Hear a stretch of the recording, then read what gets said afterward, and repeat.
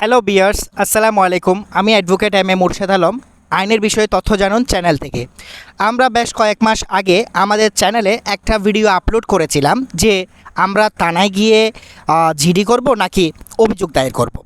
সেক্ষেত্রে আপনারা এখানে আমাদেরকে বিভিন্ন রকমের কমেন্টস করেছেন। আমি দেখেছিলাম আজকে প্রায় এখানে 350-র উপর কমেন্টস আপনারা করেছেন। সবগুলো কমেন্টসের আনসার আমরা যথাসাধ্য সময় এবং সুযোগ পেরেছি আমরা আনসারটা দিয়েছিলাম। আজকে আমি কয়েকটা কমেন্টস আপনাদের সরাসরি বলার জন্য আজকে হাজির হয়েছি। এখানে আমার একটা ছোটো ভাই কমেন্টস করেছে যে ভাই, আমার পাসপোর্ট চুরি হয়ে গেল, আমি থানায় গিয়ে জিডি করেছিলাম, এখন আমি পাসপোর্ট ফিরে পেয়েছি, এখন আমার জিডিটা কীভাবে উইথড্র করবো। হ্যাঁ, ধন্যবাদ ভাই আপনাকে, আপনার কমেন্টসটা খুব সুন্দর। আপনি বলেছেন যে আপনার একটা পাসপোর্ট হারিয়ে গিয়েছে, এখন পাসপোর্ট খুব একটা গুরুত্বপূর্ণ বিষয়, সেজন্য আপনি জিডি করেছেন। আলহামদুলিল্লাহ জিডি করেছেন এবং পরবর্তীতে আপনি আপনার পাসপোর্ট ফিরে পেয়েছেন। আপনি অবশ্যই থানায় যাবেন। আপনি যখন জিডি করেছিলেন তখন সেটা একটা সংশ্লিষ্ট এসআই এই জিডিটার তদন্তভার পেয়েছিল। এই যেই এসআইটা আপনার জিডির তদন্তভারটা পেয়েছে, আপনাকে অবশ্যই একটা নাম্বার দেওয়া হয়েছে, জিডি নাম্বার। সেই জিডি নাম্বারটা উল্লেখ করে আপনি আপনার এই জিডিটা যে তদন্তকারী কর্মকর্তা তদন্ত করছেন তার বরাবর আপনি একটা লিখিত বলবেন যে আপনার জিডি প্রত্যাহারের আবেদন করে আপনি যে কখন কিভাবে আপনার পাসপোর্টটা ফিরে পেয়েছেন সেটা লিখে যদি তার বরাবর একটা আবেদন করেন এবং থানা কর্তৃপক্ষ যদি সেটা স্বাক্ষরিত হয়ে সেটা যদি রিসিভ করে, তাহলে আপনার জিডিটা উইথড্র হয়ে যাবে।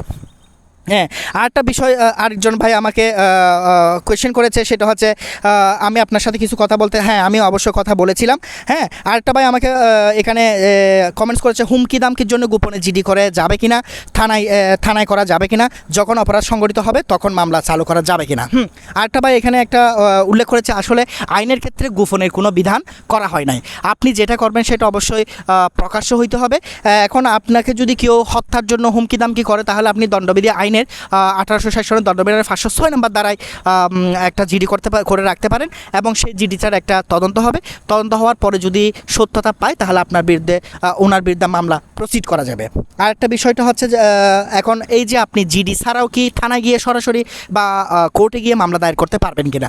যদি আপনাকে হত্যার জন্য কেউ হুমকি দামকি দেয়, তাহলে আপনি 506 দ্বারা উল্লেখ করে সংশ্লিষ্ট এখতিয়ারাধীন থানার এখতিয়ারাধীন কোর্টে গিয়ে কিন্তু মামলাটা দায়ের করতে পারবেন।